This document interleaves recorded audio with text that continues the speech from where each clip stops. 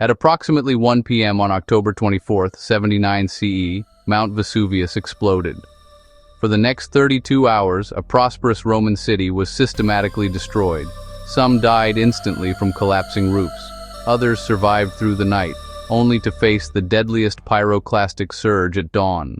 Today we're reconstructing Pompeii's final 24 hours, minute by minute. Before we walk through Pompeii's final day, don't forget to subscribe and turn on notifications. We're exploring ancient history's most dramatic moments every week. Let's discover what happened. Pompeii was a thriving Roman city of approximately 15,000 to 20,000 people, located near the Bay of Naples in southern Italy. Merchants, farmers, manufacturers, and wealthy Romans enjoyed the fertile volcanic soil. Vineyards and orchards flourished. None realized they lived in the shadow of an active volcano. Mount Vesuvius had been dormant for so long, Romans believed it was extinct. They were tragically wrong. Recent archaeological evidence suggests the eruption occurred in mid-October 79 CE, not August as traditionally believed. A charcoal graffito discovered in 2018 reads, 15 October 17th. Pomegranates and walnuts found in the ruins indicate autumn. Today, using eyewitness accounts from Pliny the Younger and modern scientific analysis, we're reconstructing the catastrophic timeline, hour by hour, revealing what happened during Pompeii's final day. For 4 days before the eruption, small earthquakes had shaken the region. These were warnings, but Romans in Campania were accustomed to seismic activity. They didn't recognize the danger.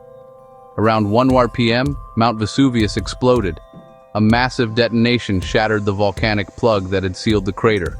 Molten rock, superheated gas, and pumice blasted 33 kilometers into the atmosphere. That's 21 miles straight up, reaching the stratosphere. Pliny the Younger, watching from Misenum about 20 miles away, described the eruption column. He said it looked like an umbrella pine tree, rising on a trunk, then spreading into branches. Modern volcanologists call this a Plinian eruption, named after Pliny. The column released energy equivalent to 100,000 atomic bombs, 1.5 million tons of volcanic material ejected every second. Within minutes, the sky over Pompeii darkened. Ash began falling like snow. Then pumice stones started raining down. Some pieces measured up to 3 inches in diameter. Panic erupted in the streets. People grabbed valuables and fled. The main roads out of Pompeii filled with terrified citizens. Some headed toward the sea, hoping to escape by boat. Others fled into the countryside, but many stayed, believing the eruption would pass. They retreated into their homes, cellars, and stone structures, waiting for the storm to end. This decision would prove catastrophic.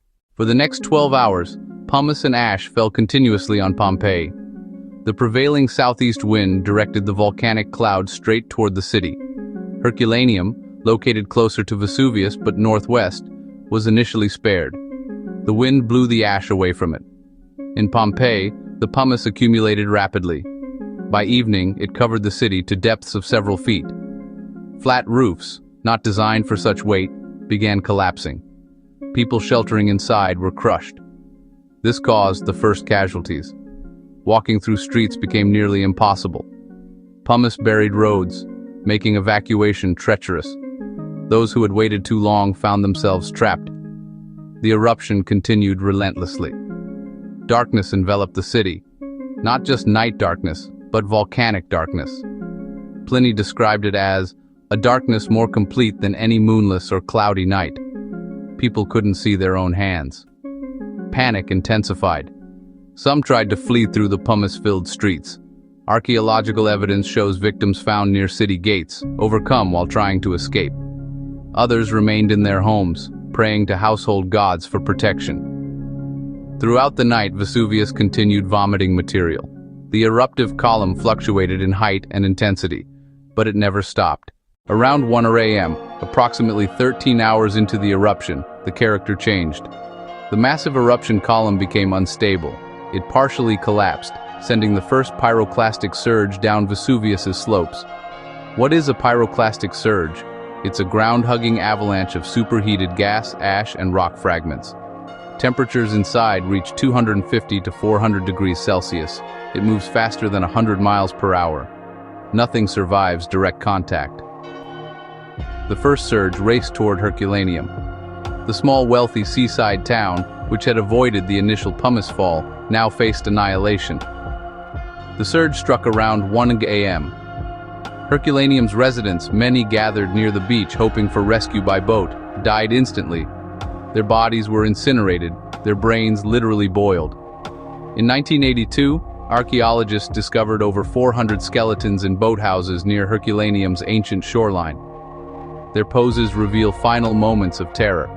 The surge buried Herculaneum under 60 feet of volcanic material. Back in Pompeii, survivors didn't yet know what was coming. The surges occurred rhythmically throughout the night. Approximately every 80 minutes, another surge descended the mountain. Most didn't reach Pompeii.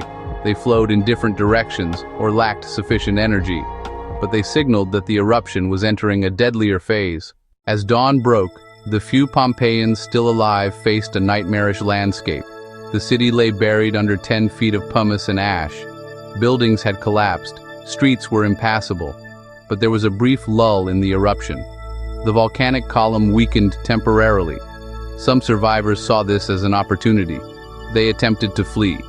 Archaeological evidence shows victims who died during this attempted escape. They were found on roads leading out of Pompeii, partially excavated from the pumice. Then, at approximately 7:07 a.m., the deadliest moment arrived. The eruption column completely collapsed. This triggered a massive pyroclastic surge directly toward Pompeii. This surge was different from the earlier ones. It was thicker, faster, and more powerful. It swept across the buried city at terrifying speed. Those still alive in Pompeii died instantly, some from the intense heat, which caused immediate thermal shock. Others from asphyxiation, as the hot gases seared their lungs. The surge was so hot that victims' bodies were essentially vaporized. Their soft tissues disintegrated, leaving only bones and the famous body casts. What are these casts? As victims died, their bodies decomposed over centuries. This left human-shaped voids in the hardened ash. In the 1860s, archaeologist Giuseppe Fiorelli developed a technique. He injected plaster into these voids. When the surrounding ash was removed, perfect casts remained. These casts capture victims in their final moments.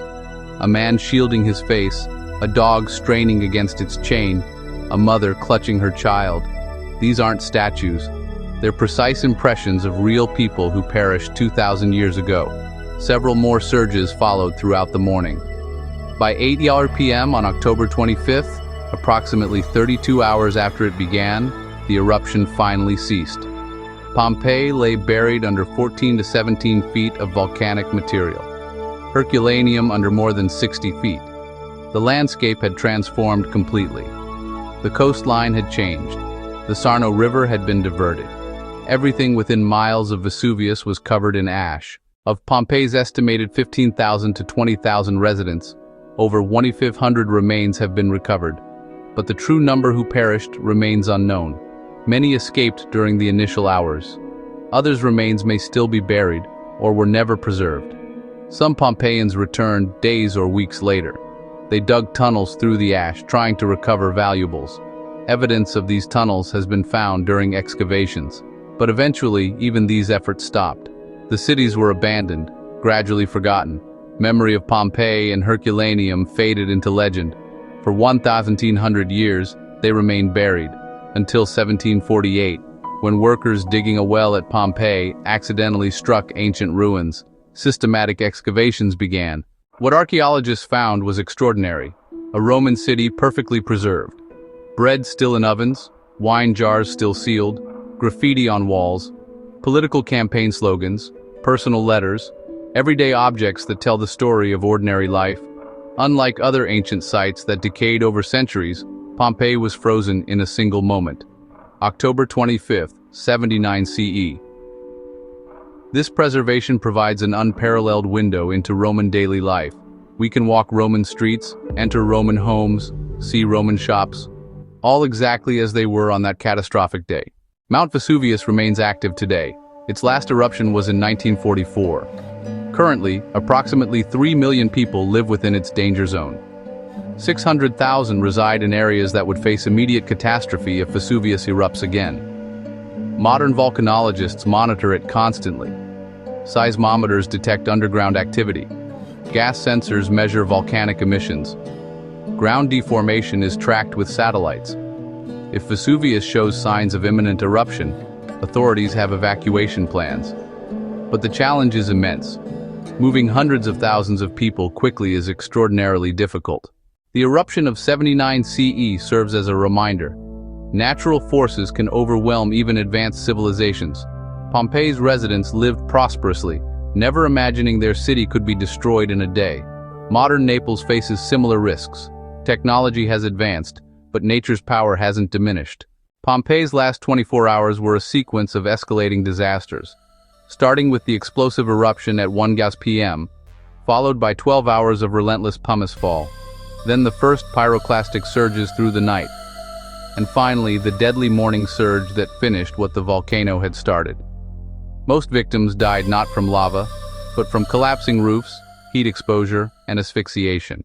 The city was buried, not burned, preserved under volcanic material for 1,100 years.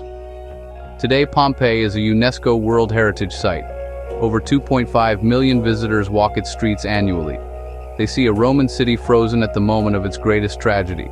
A haunting reminder that history's most powerful civilizations are still vulnerable to nature's fury. If this reconstruction of Pompeii's final hours moved you, hit that like button. Subscribe for more discoveries about ancient history's most dramatic moments. If you could witness one moment in Pompeii's last 24 hours through a time window, safely from the future, which hour would you choose and why? Drop your thoughts in the comments below. We read every one and love discussing with you. Thanks for watching, and we'll see you next time.